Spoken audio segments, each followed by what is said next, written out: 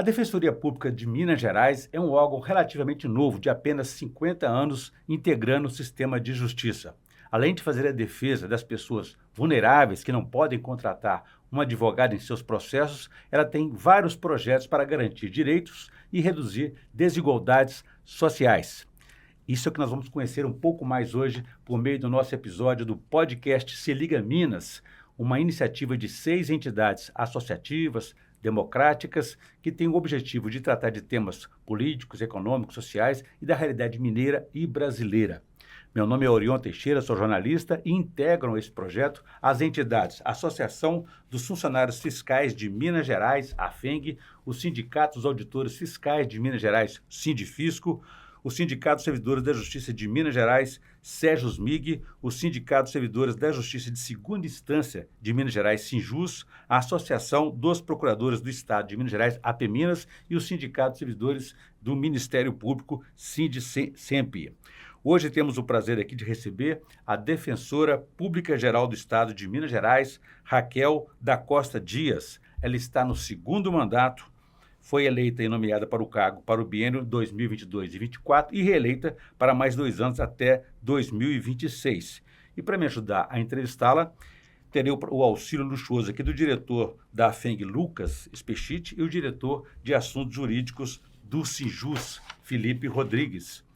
Obrigado, doutora Raquel, por ter aceitado o nosso convite. É um prazer recebê-la aqui. Obrigado, Lucas. Obrigado, Felipe, pela parceria. Eu agradeço. Para nós é uma honra sempre falar sobre defensoria pública e com pessoas tão especiais como vocês. Obrigado. Para a gente começar então, doutora Raquel, para nós e a nossa audiência conhecer um pouco mais sobre o que é a defensoria pública, seu papel, a gente tem uma ideia de que isso vai além daquela advocacia dativa, daqueles advogados dativos que são nomeados para defender as pessoas que são carentes, não têm condições de contratar um advogado. Mas também sabemos que ela vai além disso, com esses projetos que ela tem para garantir direitos e reduzir as desigualdades. Conta para a gente quais áreas vocês atuam. Sim, a Defensoria vai muito além disso, né? A Defensoria é uma instituição prevista na Constituição Federal, no artigo 134, que diz o seguinte: ela está na Constituição no sentido de equilibrar o sistema de justiça, defender a democracia e garantir direito às pessoas necessitadas. Quem são essas pessoas necessitadas? São as pessoas em situação de vulnerabilidade social. Então, pode ser aquela pessoa que não tenha condição de contratar um advogado, mas também aquela pessoa que esteja inserida em outras vulnerabilidades. Por exemplo, no processo criminal, ela está respondendo um processo criminal, isso independente da renda dela, ela vai ter direito a um defensor público se ela não constituir um advogado. A mulher em situação de violência de gênero, ela também está numa situação ali de vulnerabilidade, naquele momento a defensoria pode atendê-la. A pessoa idosa, a pessoa com deficiência, a criança e o adolescente, independente, por si só, ele já é vulnerável, né? Então, muitas vezes a defensoria vai atuar independente da renda da pessoa. A Constituição ainda fala que a defensoria deve, de forma precípua, né, de maneira primeira, tentar resolver aquele conflito de maneira consensual. Ou seja, sem demandar o Poder Judiciário, porque a gente sabe que o Poder Judiciário no Brasil já está abarrotado de processo. Então, a gente pode chamar as partes, tentar uma conciliação, tentar uma mediação e, assim, garantir que aquele problema ali seja resolvido e pode levar até para a homologação do Poder Judiciário ou a própria Defensoria pode ali fazer o acordo, arquivar aquilo e aquilo é um título executivo extrajudicial. Uma outra missão da Defensoria Pública, que difere aí da advocacia dativa, que ela vai atuar só no processo judicial, é a educação em direitos. Então, a Defensoria vai também, e a gente tem uma série de projetos nesse sentido, garantir que a população seja educada em direitos. Então, a gente tem, por exemplo, defensores populares, que a gente pega líderes comunitárias e as capacita para que elas multipliquem esses direitos que a gente ensina na nossa instituição dentro da comunidade. E a gente atua tanto nas ações individuais quanto nas ações coletivas. Então, por exemplo, em Brumadinho e Mariana, a gente fez acordos individuais de direitos individuais disponíveis com a Vale, mas também participamos do grande acordo coletivo que cuidou, né, da reparação socioeconômica e da reparação ambiental. Muito bem, são grandes projetos interessantes que ao longo da entrevista vai poder falar um pouco mais de cada um deles. Felipe, a sua participação, por favor.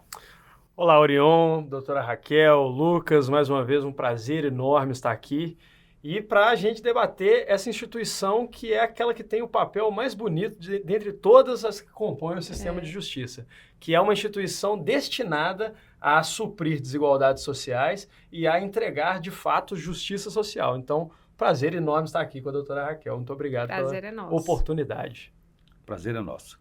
Alguma questão já para começar? Olha, nós estamos gravando esse episódio no Dia do Servidor Público. E é sintomático que a gente esteja no Dia do Servidor Público às voltas com uma proposta de reforma administrativa. Uma reforma que vem sob o mesmo pretexto, sob a mesma roupagem das outras tentativas anteriores, que é caçar privilégios, modernizar o Estado, entregar um serviço público de maior qualidade, mas quando você vê o texto, você se depara com diminuição do Estado, diminuição de direito de servidores, com práticas de perseguição e de enfraquecimento da estabilidade dos servidores públicos. Então, considerando que nós estamos falando aqui de Defensoria Pública e dessa instituição que tem o objetivo, o condão de entregar justiça social, eu gostaria de saber como que a Defensoria enxerga esse projeto nefasto que hoje nos assombra todos os servidores públicos. E além desse projeto, doutora Raquel, o Dia do Servidor foi comemorado realmente, como ele disse, no mês passado, outubro, né?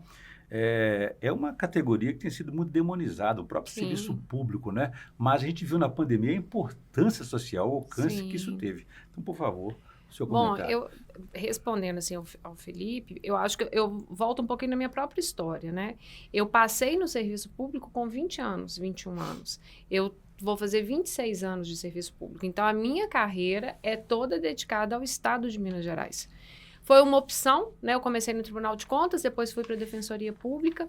E a cada dia, a cada ano que a gente passa no serviço público, eu vou conhecendo mais pessoas muito capacitadas a fornecer para a população, entregar para a população um serviço de excelência. Eu estava conversando aqui com o Lucas, antes da gente começar a gravar, que recente eu fiz uma reunião com os servidores da Secretaria da Fazenda e fiquei encantada com o preparo deles para receber os tributos, para ver se aquilo está certo, para devolver quando precisa devolver.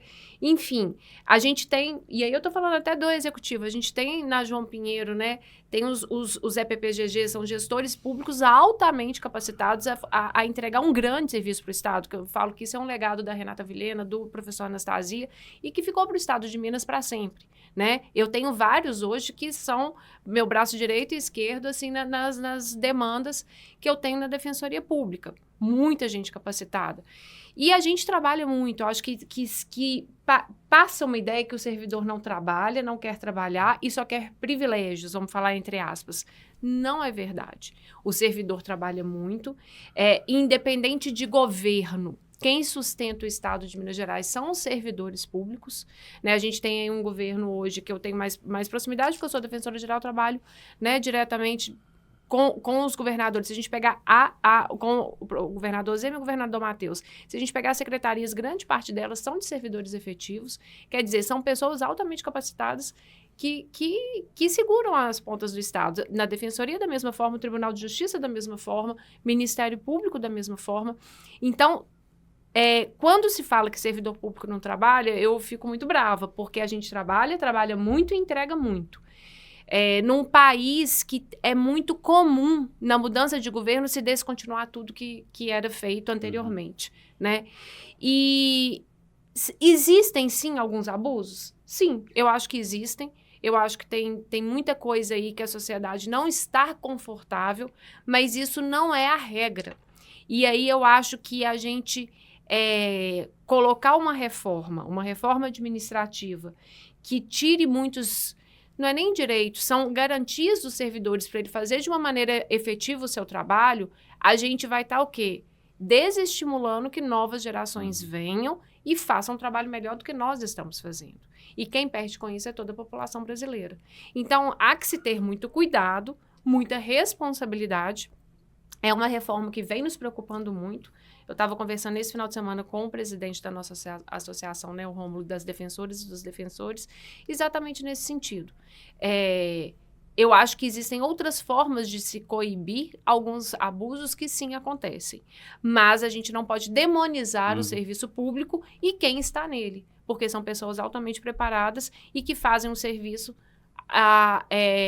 muito, muito de excelência e que está à disposição da população brasileira. É importante que haja diálogo e interlocução com essas Sim. categorias. Sua participação, Lucas, por favor. Inicialmente, agradecer, né, a presença da doutora Raquel, do Felipe, o Orion sempre nos brilhantando aí com temas importantes.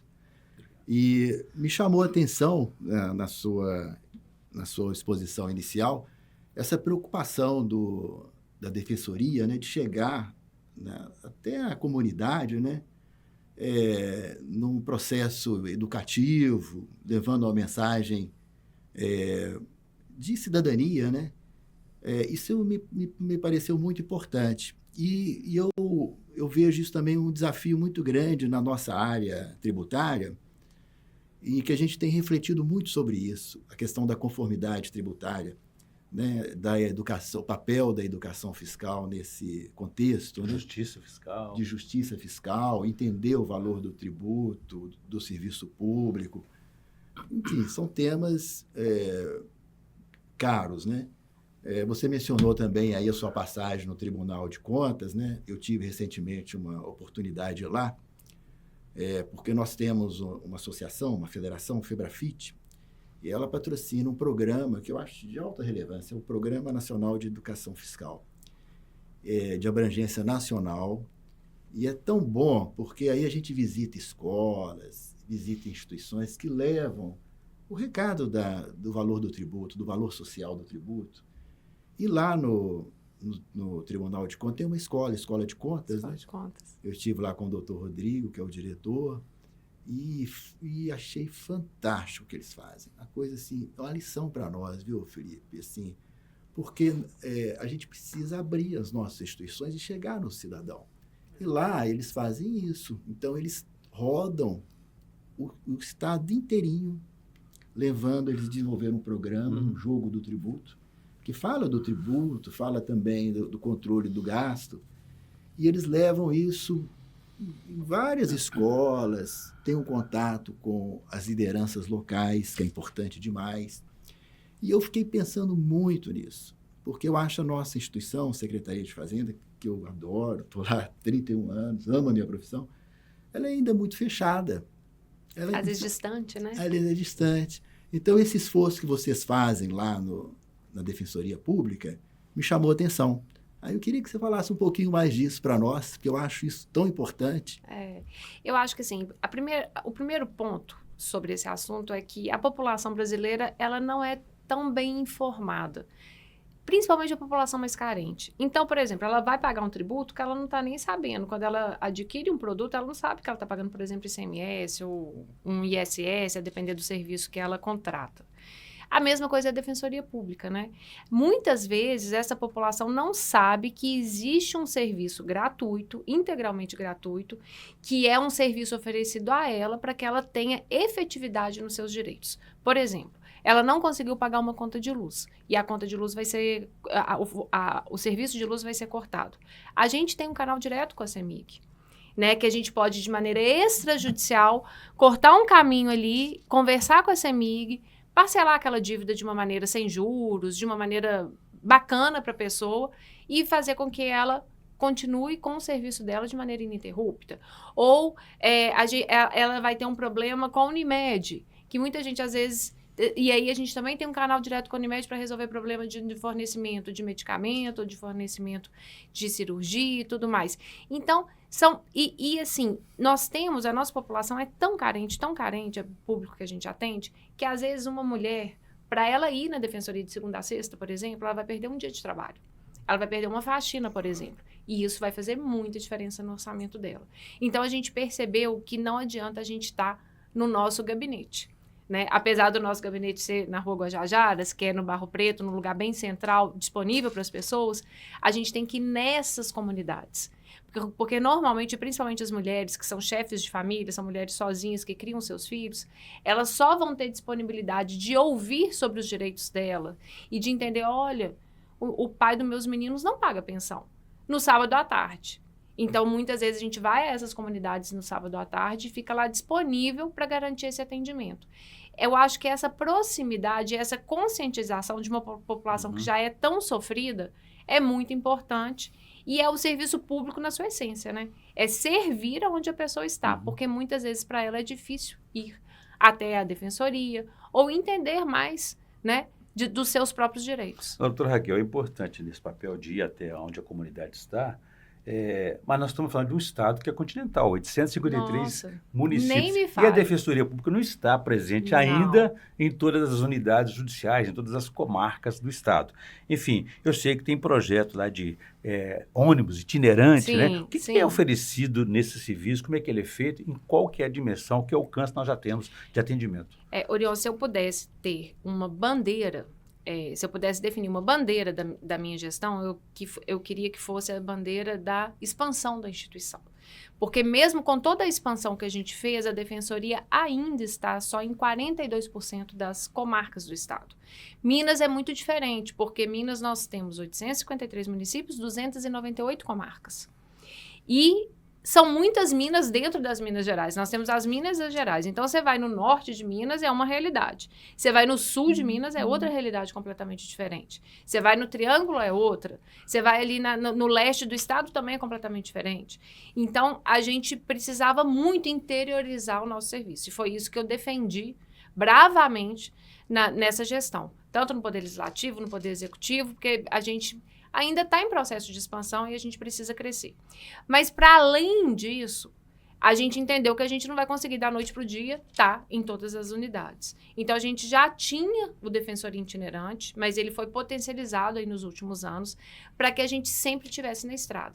Então, é um ônibus de atendimento. Agora, a gente vai ganhar uma carreta numa parceria com o governo federal que roda o estado de Minas para fazer acordo. E aí, a gente vai, muitas vezes... A gente vai acompanhado do Tribunal de Justiça, a gente vai acompanhado do Ministério Público. Recentemente, a gente foi acompanhado do TRE. E em um dia só de atendimento, a gente fez mais de 200 cadastros de biometria no TRE. De pessoas que não tinham ainda biometria para votar. Então, é levar esse combo, vamos falar, de serviço público para a população. Né? E estar próxima dela, ver a necessidade daquela população, por exemplo, de Itaiobeiras, onde a Defensoria não está no norte de Minas, e aí a gente entender que talvez lá precisa sim de um provimento, ou precisa que a gente vá lá mais vezes ao ano, e quando é que vai ter instalação de um juiz titular, de um promotor, para a gente mandar o defensor, e estar nessa proximidade mesmo com a população carente. Felipe. É curioso a doutora falar sobre expansão da Defensoria Pública.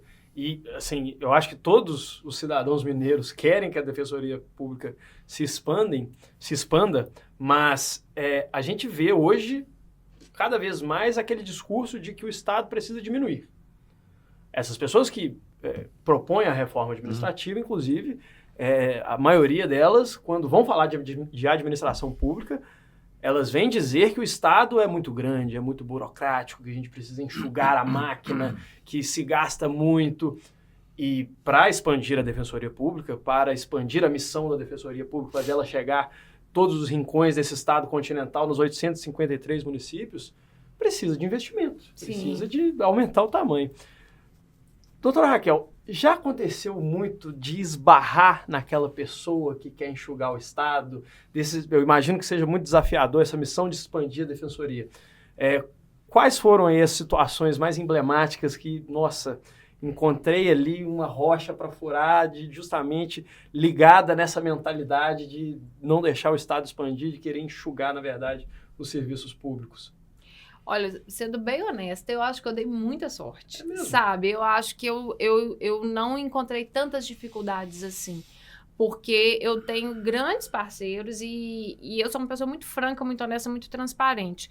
Então, desde o início, a minha bandeira foi essa, de que eu precisava chegar onde a Defensoria não estava, e eu tive a plena compreensão do Poder Executivo, do Poder Judiciário, do Poder Legislativo, que foi fundamental para a Defensoria também nas últimas alterações legislativas, de que a gente precisava chegar. Não na pressa que eu queria, né? Mas a gente vem avançando muito. Porque o que acontece? A ausência da Defensoria, ela cria um desequilíbrio no sistema de justiça. Né? E você que está também como servidor do sistema de justiça, você sabe disso. Então, eu vou dar o exemplo de Mariana. Quando aconteceu o rompimento da barragem de Fundão em 2015, a Defensoria estava muito ausente no Rio Doce, vamos falar. Nós tínhamos unidades instaladas, mas não com a estrutura que a gente tem hoje, não com ferramentas que a gente tem hoje para atender os atingidos. E aquela ausência, ela impactou sobremaneira a situação das pessoas atingidas. A gente teve muitas situações de advocacia predatória e os advogados são grandes parceiros da instituição, são essenciais à função jurisdicional. Não estou falando, em hipótese nenhuma, mal de advogados, mas alguns fizeram sim advocacia predatória. A gente teve um escritório inglês de fundos abutres que se instalou aqui no Rio Doce e foi pegando procuração, as pessoas não sabiam nem o que elas estavam fazendo, porque nós estamos falando de pessoas que não são capacitadas, não têm plena consciência dos direitos que elas possuem. Então, eu tive uma compreensão muito grande de todos os agentes com quem eu trabalhei. Eu não posso reclamar, de verdade. Mas eu sei que sim, a gente enfrenta muitas dificuldades.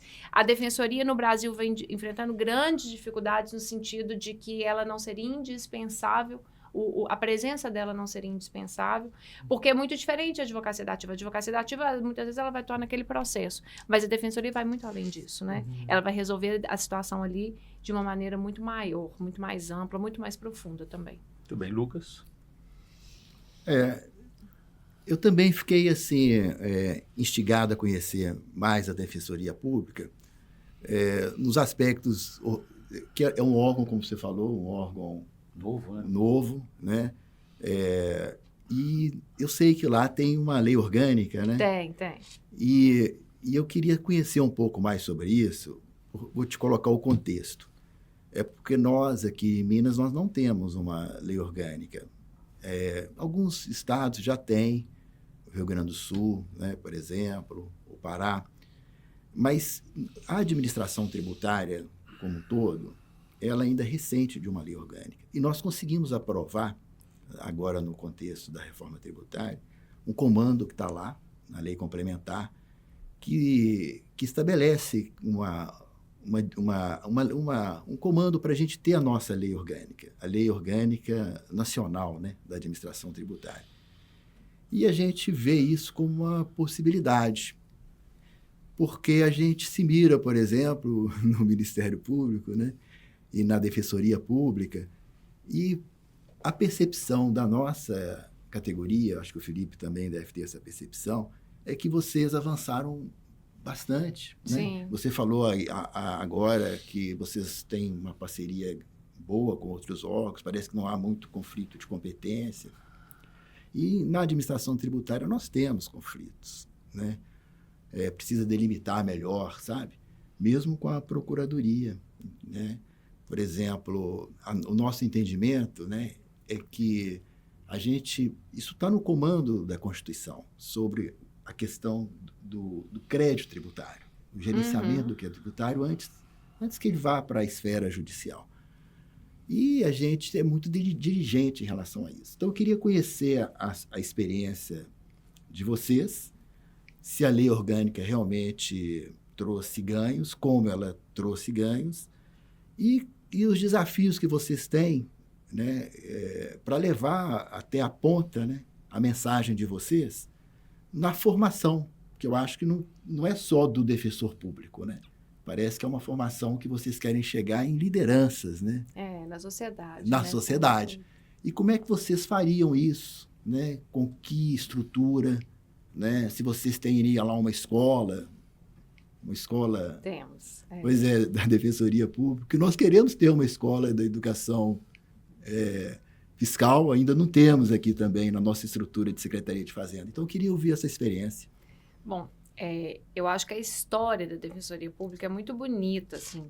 Eu falo, agora eu estou com o costume de chamar defensores aposentados que já estão no seu período de descanso, mas para contar a história para os defensores recém-possados. Porque muita gente acha que, né, assim, os colegas novos que estão entrando, que já tem aquela estrutura bacana, né, assim, então sempre foi assim, não. Eu mesma, quando eu cheguei na cidade de Nova Lima, que eu cheguei como defensora pública, não tinha sede. O padre da paróquia, Nossa Senhora do Pilar, eu acho, ele tinha cedido num anexo que a paróquia tinha, uma salinha para a gente atender. A sala era tão pequenininha, que eu era do criminal, aí tinha uma defensora da família e do cível. Ela ocupava a sala inteira, porque ela tinha um atendimento muito volumoso e ela tinha que anotar as coisas e tal. Então, eu ia lá, às vezes, imprimir. Às vezes, eu comprei uma impressora e imprimi na minha casa. E eu mesma atendia os assistidos no corredor do fórum, porque eu não tinha espaço. Mas antes de mim, eu fui estagiária na Defensoria Pública em 1998. A gente tinha uma casa na Rua Santa Catarina, era a sede da Defensoria. Era um monte de mesa, assim como essa, só que um pouco menor de madeira, uma do lado da outra. Aí você está atendendo aqui seu assistido, o seu colega está atendendo na mesa do lado. Aí você fala assim, não, nós temos que entrar com a execução de alimentos, na época chamava execução de alimentos, né? Hoje é o cumprimento de sentença. Aí o outro assistido dava pitaco no atendimento. Não adianta não, viu? Mesmo agora entrando, não vai pagar. Era assim, passei por isso? Já passei por isso, não tinha nem privacidade, sabe? Nossa. E aí, então eu tô falando lá de trás, em 98 já tinha o artigo 134 da Constituição. E esses colegas nossos, igual a Dora mesmo, que é uma aposentada que saiu, deve ter uns 3 anos, ela pegava um ônibus, a auxiliadora, que é essa nossa colega, que é do Direitos Humanos, trabalhava muito com execução penal. Ela pegava um ônibus, ia para Brasília para cuidar da redação do artigo 134 na Assembleia Nacional Constituinte. Para falar sobre a autonomia da Defensoria Pública, sobre tudo que era importante para essa instituição ser o que é hoje no equilíbrio do sistema de justiça. E ainda tem muita coisa para ser feita. Depois disso, foram várias reformas até a gente chegar na nossa lei complementar de 2003, na Lei 65 aqui de 2003. E aí é um trabalho ininterrupto que as associações fazem. Tanto a ANADEP, que é a Associação Nacional dos Defensores e das Defensoras Públicas, quanto as associações estaduais, a ADEP-MG, junto com outras associações. Esse trabalho é fundamental. E a Lei 65, a nossa lei orgânica, ela foi fundamental para a gente dar os primeiros passos com relação à nossa autonomia e independência financeira e administrativa, e depois com relação a outros assuntos para que a gente conseguisse ter um fôlego, né? E ainda assim, falta muito para a gente ainda ter um fôlego, como hoje acontece no Poder Judiciário e no Ministério Público, que ainda tem percentual, né, previsto em lei, na lei de responsabilidade fiscal e tudo mais. A gente ainda fica aí, né, meio que com o pires na mão, negociando orçamento todos os anos para garantir investimentos para essa expansão que eu já falei aqui para vocês. Então, eu acho que a previsão legislativa ela é fundamental. E aí, aqui eu aproveito, né, a gente está falando dos servidores públicos, do mês, dos servidores, para agradecer e honrar essas pessoas que vieram antes de mim, que lutaram muito para que a gente estivesse hoje onde a gente está. Estou deixando a minha parcela de contribuição também, e outros virão e farão mais e melhor. Que é o normal da vida, né? E é indispensável para que a gente esteja e entregue para a população tudo que a gente precisa entregar. Dentro do que eu falei, que é a minha grande briga hoje, é esse equilíbrio do sistema de justiça. Então, por exemplo, o Tribunal de Justiça tem uma estrutura maravilhosa, muito grande, ele implementa o juiz de garantias. Trocando lá os juízes que falam de juiz de garantias. Isso para a defensoria, a gente está para cumprir.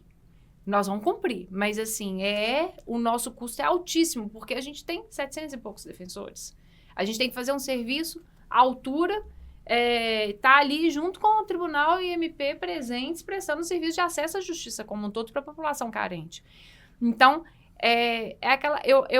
eu entendo isso como uma corrida de bastão, sabe? Você passa o bastão para o outro e vai... E é uma história que não pode parar. A gente não pode desanimar, não pode parar, porque ainda tem muito a ser feito.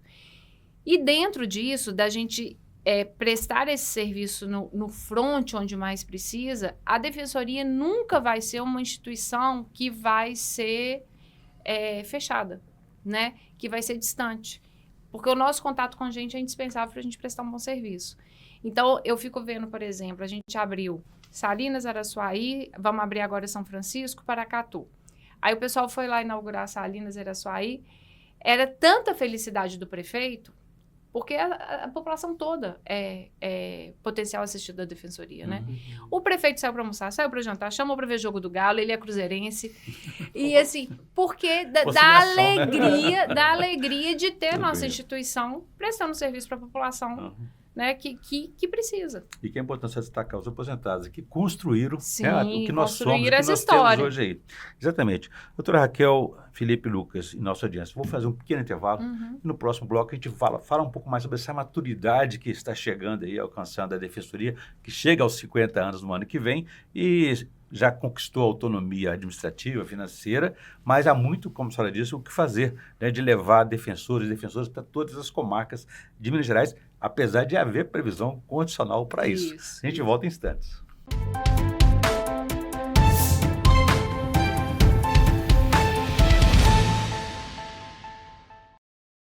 Estamos de volta com o podcast Se Liga Minas, hoje uma edição especial para conhecer um pouco mais melhor o papel da Defensoria Pública do Estado de Minas Gerais. A nossa entrevistada é a chefe da Defensoria, a Defensora Pública Geral, Raquel Costa Dias. Doutora Raquel, deixei para a senhora uma questão no bloco anterior a respeito, então, dessa maturidade da Defensoria que chega aos 50 anos no próximo ano. Que conquistas são essas? Da autonomia administrativa, financeira? O que isso representa? Bom, eu acho que a Defensoria agora é uma jovem madura prestes a completar 50 anos, né? A gente tem um Tribunal de Justiça Mineiro com 150 anos, 151, caminhando para 152. A gente tem um Ministério Público que deve estar com 113, por aí. E a gente vem com essa jovem, agora sim, mais madura, Defensoria Pública, que no dia 4 de agosto do ano que vem completa seus 50 anos. Acho que hoje a gente é uma instituição mais robusta, a gente é uma instituição que está investindo muito na nossa tecnologia para fazer com que os defensores da ponta possam trabalhar mais e melhor. Mas a gente, por exemplo, está iniciando o nosso processo de estruturação da área meio, né? Eu entrei na Defensoria com poucos servidores, todos podiam se aposentar quando eu assumi a Defensoria Geral, então a gente fez o primeiro concurso para a área meio, já fizemos mais de 100 nomeações, a gente espera novas nomeações aí para o ano que vem, né? Dando sequência a essa estruturação e com esse projeto mesmo de estar presente onde a gente ainda não está. O CNJ lançou um projeto recente que chama Pena Justa. Nesse Pena Justa tem uma série de obrigações, tanto para o Poder Judiciário, mas também para a Defensoria Pública, no sentido de que em 3 anos nós temos que estar em todas as varas criminais do Estado, né? Então, a gente vem trabalhando pesado nessa expansão para que a gente consiga garantir o contraditório e a ampla defesa para as pessoas que estão respondendo processos criminais, que estão privadas de liberdade, para que elas tenham uma pena justa, né? Que elas fiquem ali numa unidade prisional pelo tempo certo, nem mais nem menos. E você pensa o seguinte, Orion, ainda acontece casos extremos que a gente fica impressionado? Sim. Outro dia eu recebo muito no meu WhatsApp mesmo, né? Fulano foi preso, doutora Raquel me ajuda. E era um caso de um moço que tinha tentado furtar, porque o furto nem se efetivou, 4 queijos Minas no Carrefour do BH Shopping. E ele fez audiência de custódia e se manteve preso por um tempo. Será que ele realmente precisa ser preso? Ou será que ele pode ser encaminhado para um serviço até de reeducação? E a Defensoria faz muito isso na própria instituição, né? Para que isso não aconteça mais, ver o que está acontecendo naquela situação, ou você vai jogar aquela pessoa numa unidade prisional que a gente sabe que é superlotada, que a gente sabe que muito provavelmente ele vai sair pior do que ele entrou. Se sair. Pois é. Então, assim, ainda acontece muito isso. Por isso que a presença da Defensoria é tão importante. Depois a gente conseguiu um HC para ele foi solto dias depois, mas demorou um pouquinho. Então, a gente precisa estar presente. A gente precisa se fazer presente para transformar muitas realidades. Aliás, em muitos casos, a Defensoria está presente até no Supremo Tribunal Federal para casos como esse aí, né? Estamos. A gente atua desde a prisão em flagrante até o Supremo Tribunal Federal, os tribunais superiores, né? E também o Superior Tribunal de Justiça. São 2 defensores que ficam em Brasília fazendo toda essa articulação, porque Brasília é um mundo à parte, eles têm que estar próximos dos ministros e a gente tem um índice de 30% dos HCs, dos habeas corpus, que é dado provimento no Supremo Tribunal Federal, 30% são da Defensoria Pública. No STJ, 40% são da Defensoria Pública. Então, eu já fui lá fazer sustentação oral, então a gente almoça com os ministros no restaurante que eles almoçam, a gente conversa, a gente explica os nossos casos. e explica a realidade de Minas Gerais, a realidade das pessoas. Então, esses defensores estão lá para fazer esse trabalho e desde que esse núcleo foi implementado, o sucesso é cada vez maior. Então, é um caminho sem volta mesmo, a gente tem que estar presente lá. Muitos desses 30%, 40% poderiam ser resolvidos na fase pré-judicial, né? Poderiam. No sentido de conciliação, que também é um investimento que a Defensoria está fazendo agora nesse novo modelo de fazer justiça. E, para além disso, é um gasto público imenso, né? Tem o gasto público da pessoa privada de liberdade, de hotelaria, vamos falar assim, né? Que é o que ela come, a segurança dela ali. Tem o gasto do Poder Judiciário, tem o gasto da Defensoria Pública, tem o gasto do Ministério Público. Então, se a gente puder enxugar isso tudo e deixar na privada de liberdade quem realmente precisa e acreditar no ser humano, né? Eu sempre falo isso. A Defensoria Pública acredita no ser humano, sempre vai acreditar e acredita que é possível restaurar as pessoas. Humanização desse processo todo, né? Felipe, por favor. É muito satisfatório quando a doutora vai falar da expansão da Defensoria, quando vai falar do trabalho de cumprir a sua função precípua, que é uma missão tão admirável, não esquecer de citar os servidores, né?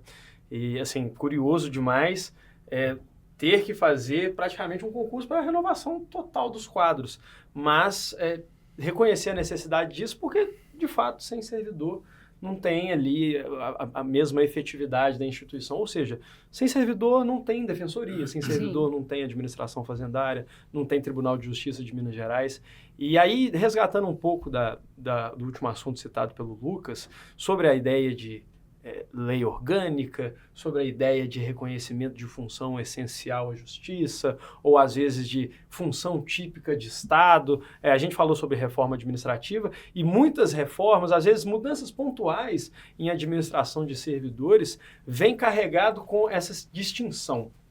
O que é um servidor que é típico de Estado, que é essencial para o Estado, e qual que é o servidor substituível? Só que no nosso contexto aqui, no sistema de justiça, eu não consigo pensar em nenhum servidor que tenha uma equivalência total com algo praticado na iniciativa privada. Não, um servidor da Defensoria, um servidor do Tribunal de Justiça de Minas Gerais, ele não encontra qualquer outro reflexo numa espécie de justiça privada, né? Só se a gente fosse pensar em arbitragem, mas mesmo assim é muito diferente do papel que o Estado se propõe a fazer. Então, esse é o meu questionamento que eu queria dirigir para a doutora Raquel. Se existe como tratar alguma parte da Defensoria Pública como uma espécie de servidor substituível, como uma espécie de servidor que não seria reconhecido como algo típico de Estado e essencial para a função precípua, para a missão da entidade. Porque é uma discussão que a gente sempre se vê às voltas, né? E lá no Tribunal de Justiça, por exemplo, muitas vezes o oficial de justiça, avaliador, ele vamos tentar criar uma lei aqui para reconhecer e dar essa espécie de proteção. Eu acho que a gente devia, em todo o sistema de justiça, já ter essa proteção, quem sabe até constitucional. Sim, sim. Eu acho que nós aqui estamos falando de carreiras típicas de Estado, né? Como que uma pessoa, aí eu vou falar aqui do Lucas, os servidores que são responsáveis pela arrecadação dos tributos, que semelhança que tem isso com a iniciativa privada, é muito diferente. É uma carreira que ela é típica do Estado, que não é qualquer pessoa que faz.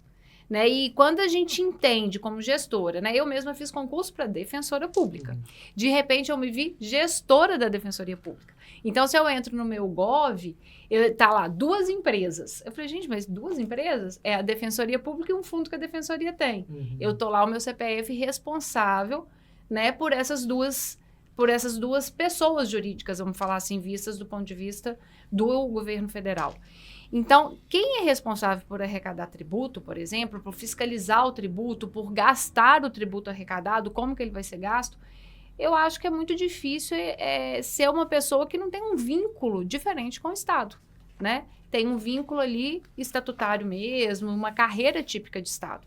A mesma coisa o sistema de justiça. É muito difícil para nós ter qualquer semelhança com a iniciativa privada. É claro, e eu defendo muito isso, que nós, enquanto servidores públicos, temos que estar cada vez mais próximos da iniciativa privada.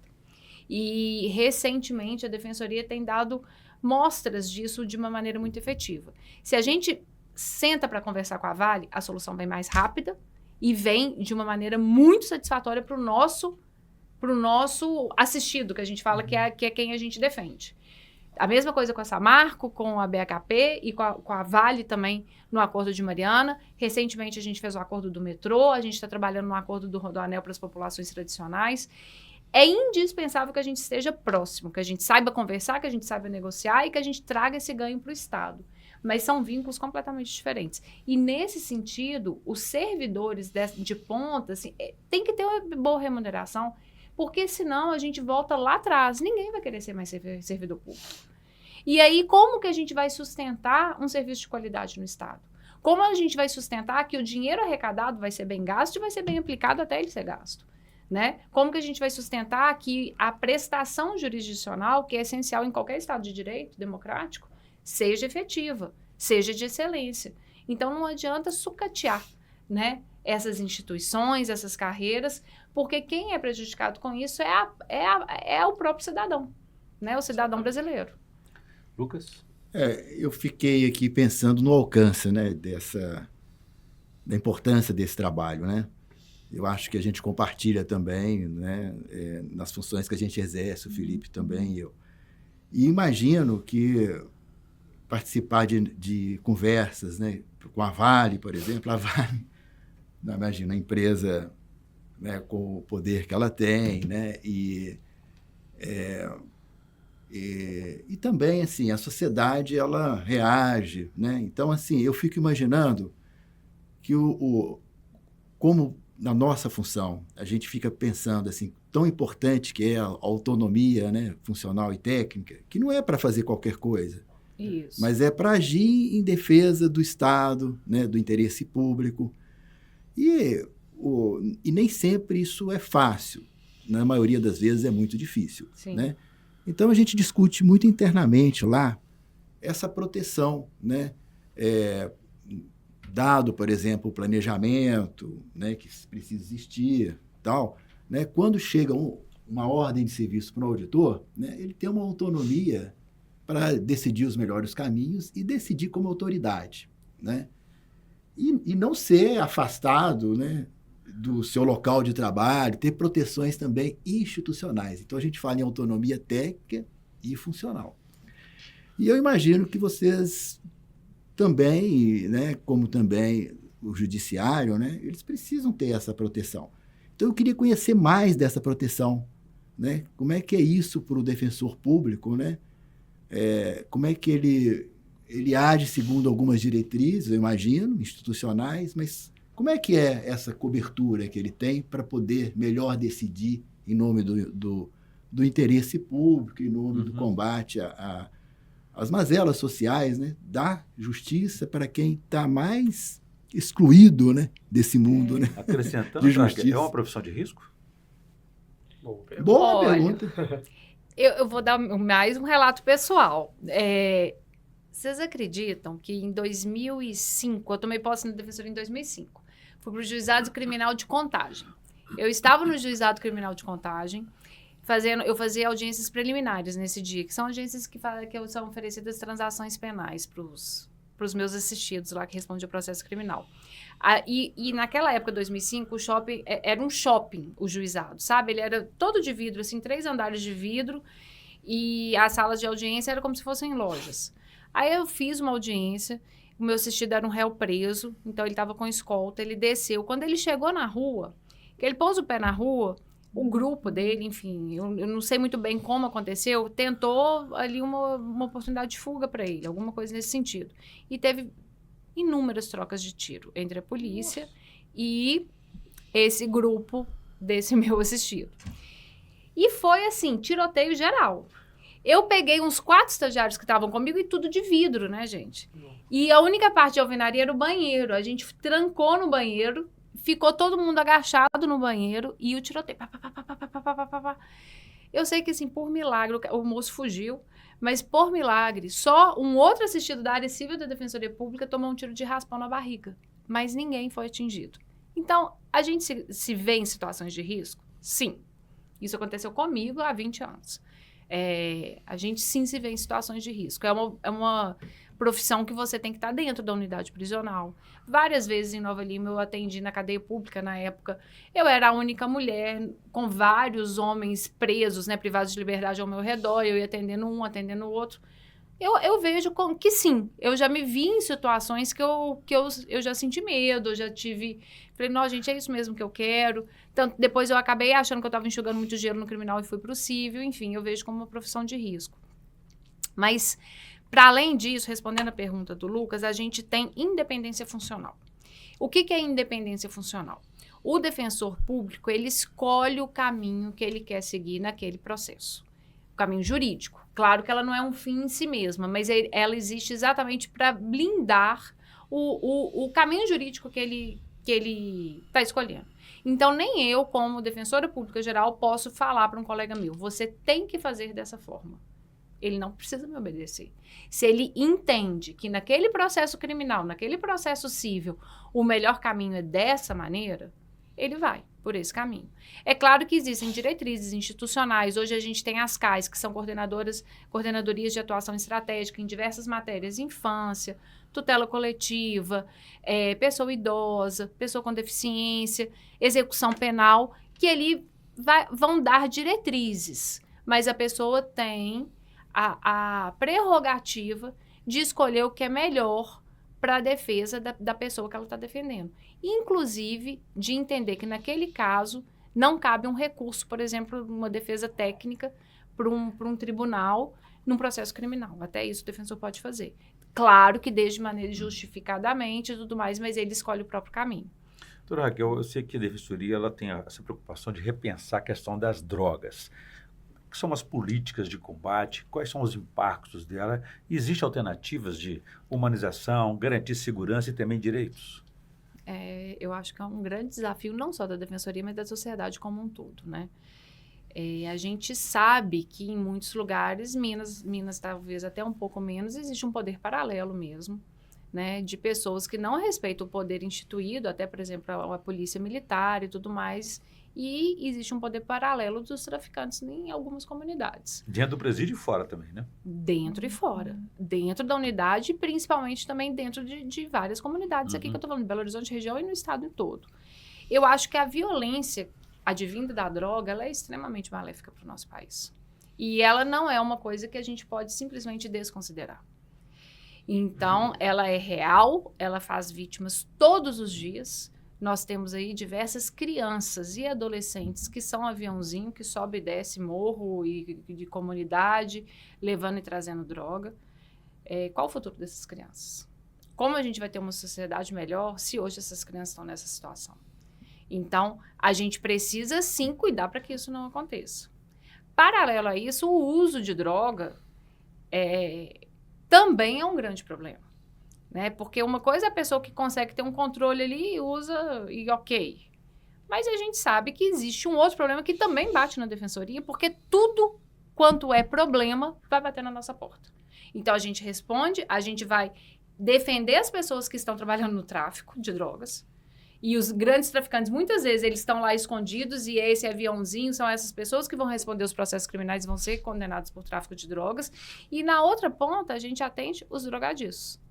Porque muitas vezes as famílias querem, por exemplo, interná-lo, que hoje isso também pode ser visto como um problema. Né? A saúde mental precisa de internação? Não precisa de internação? É tratamento ambulatorial? É tratamento mesmo que a pessoa vai ter que ficar internada um tempo? Isso hoje é uma grande discussão. Né? E tem gente que é a favor só do tratamento ambulatorial, tem gente que acha necessária a internação. A gente vê situações que as pessoas precisam realmente serem retiradas, reequilibrarem para depois voltarem. Então, toda essa questão, ela bate na nossa porta. Eu falo que a gente é igual ao hospital. A gente trabalha de segunda a segunda e o que acontece ali é só vivendo mesmo para saber. Eu brinco que a gente não tem como você ser defensor público e não se transformar como pessoa. Normalmente, essa é uma transformação para melhor, dada a realidade que a gente lida todos os dias. Felipe, por favor. Eu vou aproveitar esse tema polêmico e vou tentar colocar mais o dedo na ferida dele, né? Porque eu acho que é um debate que a gente tem hoje que é central na política brasileira. Inclusive, um ponto de disputa muito grande entre pessoas que se dizem de direita, pessoas que se dizem de esquerda, a atitude para com a ideia dos traficantes, das drogas, etc. Tivemos uma declaração recente do presidente da República que movimentou o cenário. Duas, né? Duas, Porque o filho do ex falou que ia para jogar bomba no Rio de Janeiro, sei lá. Exatamente.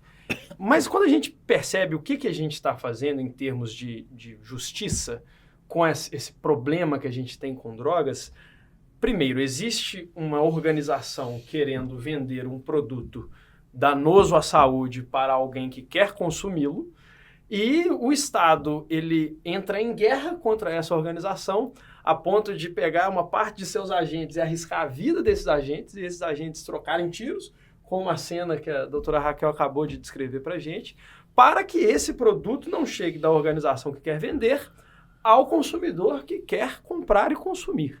E a gente sabe que existe tudo quanto é tipo de usuário, de consumidor de drogas. Existe aquele que tem problemas com a polícia, que tem problemas de saúde, e existe aqueles que se administram, mesmo usando aquilo que faz mal à saúde, né? Existe tanta coisa que faz mal à saúde e pessoas consomem e administram. A gente tem uma experiência de outros países que amenizaram essa ideia da ilicitude, essa ideia da criminalização do uso, da criminalização até da venda. Doutora Raquel, você vê isso como uma solução possível para o Brasil? Bom, a primeira coisa que eu tenho que falar é que a Defensoria não tem lado político. A Defensoria é uma instituição de Estado e ela não tem lado político de direita, de esquerda, ela é uma instituição que dialoga com a sociedade. E dentro desse diálogo com a sociedade, a gente dialoga com todas as vertentes, com todos os pensamentos, com todas as realidades. E aí, quando a gente fala da droga, a gente tem vários tipos de droga também, né? Então, a gente tem da maconha às drogas sintéticas, né? Os países e os estados que relativizaram o consumo, eles relativizaram o consumo da maconha, né? Na sua grande maioria, aí, relativizaram esse consumo de maconha. Existem alguns dados de que esse consumo acabou atraindo muitos usuários e aumentou, inclusive, a criminalidade no local. Então, se você vai hoje a Nova York, por exemplo, ou se você vai à Califórnia, as farmácias são todas trancadas. Você não consegue comprar um shampoo, você entra, compra o shampoo e sai. Outro dia eu estava lendo um estudo sobre isso. Por quê? Porque o aumento do furto, aumentou muito o furto, que a pessoa vai vender para consumir mais. Então, eu não sei se essa é a saída, sabe? Eu não tenho opinião totalmente formada sobre isso, não. Mas eu não sei se essa é a melhor saída. Porque a gente também acaba atraindo e criando outros problemas sociais. Porque é o que você falou. Tem pessoas que lidam bem com o consumo ocasional e a gente tem os adictos. E essa é uma realidade que não pode ser desconsiderada. Esse é um problema de saúde. E é um problema de saúde para todos nós, né? E não é desprezível o número de pessoas que têm um problema de dependência química. Então, eu acho que quando a gente trata desse assunto, não é um problema que a direita vai defender uma coisa e a esquerda vai defender. Eu nunca gostei muito disso, sabe? Eu nunca gostei muito disso. E eu acho que a gente tem que defender mais o que a sociedade quer, né? Não é uma bandeira de um lado e de outro. Uma solução permanente, né? É uma solução permanente e que tem que ser construída. Volto a dizer, como o Lucas falou, a gente tem que ouvir os técnicos, sabe? A gente tem que ouvir os técnicos. Não é um problema político. Então, eu sei, porque voltando nesse problema da saúde mental, da internação de doentes mentais. Teve recentemente o fechamento de hospital, tem alguns anos isso, que um hospital psiquiátrico, acho que o Raul Soares ia ser descontinuado, fechado, não sei o quê. Os psiquiatras pediram o apoio da Defensoria. Quando eu fiz a reunião com os psiquiatras, que são os especialistas em saúde mental, eu entendi, eles foram trazendo relatos de que algumas pessoas, elas precisavam do serviço de internação, ainda que fosse por pouco tempo em situações muito especiais. Então, a gente não pode falar que a internação é incorreta. De forma compulsória? De forma compulsória, às vezes. E aí... Casos mais agudos, né? Em casos mais agudos. E, inclusive que tem risco para a própria pessoa e para os familiares dessa pessoa. Uhum. Então, a gente não pode desconsiderar uma opinião médica. Né? E aí o Estado, aí hoje tem o André Luiz, assim, a gente tem o serviço prestado aqui. O Estado não pode se negar a prestar esse serviço à população. Então, eu não gosto quando a questão técnica, ela ganha ares políticos. Porque quem perde com isso como um todo é a própria sociedade. E aí eu volto a dizer, a gente precisa ouvir todo mundo. Então, se eu vou, por exemplo, arrecadar um tributo, quem vai me falar como arrecadar e como gastar são os técnicos. Se eu vou tratar de saúde mental, não é um problema político. Ele é muito mais abrangente que isso. Né? E acho que tem que envolver todo mundo. Lucas, a sua ciência. A minha experiência é que a palavra-chave para esses problemas que são tão difíceis é integração, sabe? Uhum. Eu vou até contar uma experiência para vocês, como auditor fiscal, que nós atuamos de uma maneira muito forte na adulteração de combustível, que agora voltou de uma forma mais violenta, mais organizada e mais agressiva. E, na época, a gente percebeu isso, que a ação da Secretaria da Fazenda isoladamente não ia dar conta. Aí procuramos a polícia, o Ministério Público, eu acho que são todos órgãos, né, que podem, numa ação integrada, dar conta. Né? E dar conta não é resolver, não. É trazer para um nível minimamente civilizatório. Então, eu acho que essa questão da droga... também a palavra-chave é a integração. Você citou aí a saúde, a assistência social, os médicos, outros órgãos de Estado, né? Muito provavelmente, quando você tem alguma articulação assim, você tem um problema de sonegação grave, né? Você tem Sim. a formação de milícias, que nós estamos vivendo agora um quadro assustador, né? Você veja adulteração, falsificação de produtos, da forma como ocorreu, algo assim que eu falava, gente, será possível uma situação dessa? E, objetivamente, foi um fato, ocorreu no nosso país. Então, eu acho que a palavra é integração, né? E me parece que aí a gente conversa com o que começamos lá, né? A necessidade da gente estar na sociedade, né? Eu falo isso muito com colegas. Nós temos colegas auditores que são tecnicamente extremamente preparados, mas alguns são muito reclusos. Eles ficam no computador deles ali, examinando, fazem trabalhos excelentes, mas precisa sair também, porque senão a gente não chega na conformidade tributária, a gente não chega na justiça social, né? Então, assim, esse braço da Defensoria Pública na sociedade, que é o braço que nós precisamos ter também, né? Né, Felipe? Eu acho que é a grande lição. A gente não pode descolar da realidade. E eu acho que é por isso que a Defensoria é tão importante, porque ela te coloca na realidade. Então, eu já vi assistidos chegar na Defensoria querendo quebrar a Defensoria, a mãe tentando segurar. E, às vezes, por exemplo, problema de saúde mental, às vezes a família não aguenta mais, a família não tem estrutura para conter aquela situação, para equilibrar aquela situação ali. Então, acontece. Já chega assistido da Defensoria sujo, porque não tem fralda para trocar.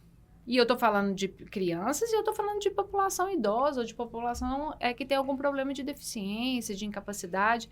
E aí, como que a gente vai solucionar? Hoje a gente tem, e não adianta a gente tentar solucionar. Aí eu vou sempre entrar com uma ação contra o município, fornecimento de fralda. A gente fez um convênio com o município, um acordo de cooperação técnica para ele fornecer a fralda.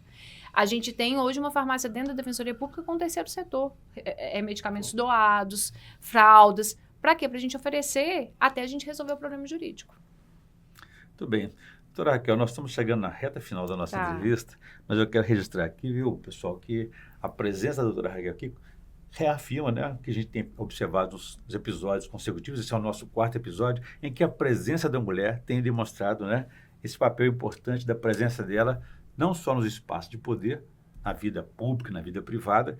E eu gostaria de saber da doutora Raquel, se ela vê como é que ela vê esse papel, essa presença feminina no poder público, no poder privado também, é irreversível, independentemente daquilo que só falou, a senhora não quer se envolver, as instabilidades políticas acontecem, retrocessos, avanços, enfim.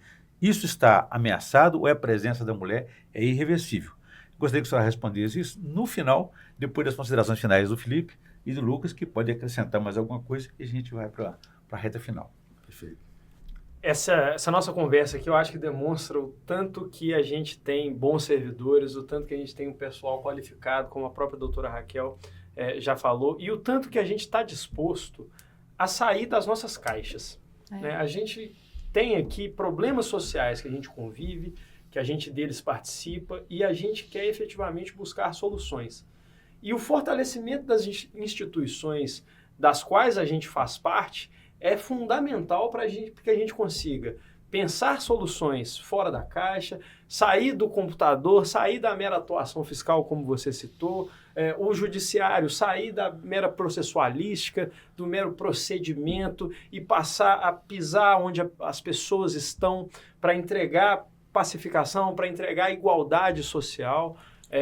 Como a doutora Raquel falou, essa questão do medicamento, por exemplo, sensacional. Né? Você, em vez de ajuizar várias ações contra o município, já faz um convênio, um termo de cooperação, já tem uma parceria com o terceiro setor. E aí, reiterando, para que a gente chegue numa atuação estatal que seja, assim, criativa, moderna, sem as amarras burocráticas, que é justamente esse o discurso que vem a pretexto dessa tal reforma administrativa, a gente precisa fazer o contrário do que eles querem, que é fortalecer as instituições e valorizar os agentes e os servidores públicos. Lucas, 1 minuto para você também. Assinar embaixo, né? Concordo plenamente, Felipe. E eu queria só acrescentar, que eu acho importante, você falou da mulher, né, ou do protagonismo da mulher, a doutora Raquel está aqui representando, e eu estou aqui, doutora Raquel, porque a Sara, ela peço até desculpas que ela não pôde estar aqui, né? Ela está numa atividade nossa da associação. Presidente da associação. E isso eu queria dizer. Ela é presidente da nossa associação e antecede a ela uma colega também muito amiga, a Papá, mulher também. Então, a gente tem essa alegria e esse conforto de ter a associação de fiscais, que a maioria são homens ainda, infelizmente, que está presidida... por enquanto. Né? Foi presidida pela Papá e agora pela Sara em 2 mandatos. Então, assim, uma longa data. E, para mim, uma alegria enorme dar esse testemunho, né? Então, a gente precisa, sim, numa sociedade, valorizar a mulher, né? O protagonismo dela. Isso torna a gente melhor, né? Com certeza. Né? E, com certeza, melhor para enfrentar esses desafios aí, né? Bom, eu acho que, assim, o papel da mulher... Eu mesma, quando fui para a Defensoria Geral, eu tive um receio. Falei, meu Deus, eu brincava que tinha... Minhas filhas nem sabem o que é isso. Eu falava que tinha uns clubes do Bolinha. Será que eu vou conseguir entrar nos clubes do Bolinha? Aí, minha menina perguntou, mas o que é isso, mãe? Eu falei, não, são grupos de homens. E eu não tive dificuldade nenhuma, mais uma vez. Eu acho que eu sou muito abençoada. Eu consegui nunca me sentir menor, mas eu também acho que fui criada assim. Eu nunca me senti menor por ser mulher. Eu fui criada no sentido que eu podia ser o que eu queria, né? E que o meu valor vinha do estudo, dos meus próprios valores pessoais, do trabalho. E eu acho que a mulher é uma gestora diferente. Eu acho que a gente, na vida, por si só, a gente já equilibra vários pratos, né? Então, eu cuido da minha avó com 103 anos, eu cuido das minhas filhas, do meu marido, da defensoria pública, da minha casa, e por aí vai. A gente já se dá bem equilibrando vários pratos.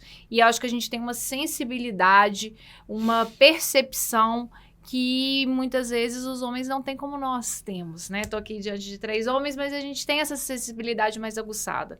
Então, eu acho que a nossa gestão é diferenciada. Eu acho que vale muito a pena a mulher cada vez ocupar mais espaços de poder. Eu acho que uma vai puxando a outra, torcendo para a outra, né? Para que a gente tenha... E que seja equilibrado, né? Eu acho que não é um contra o outro, é sempre uma soma, né?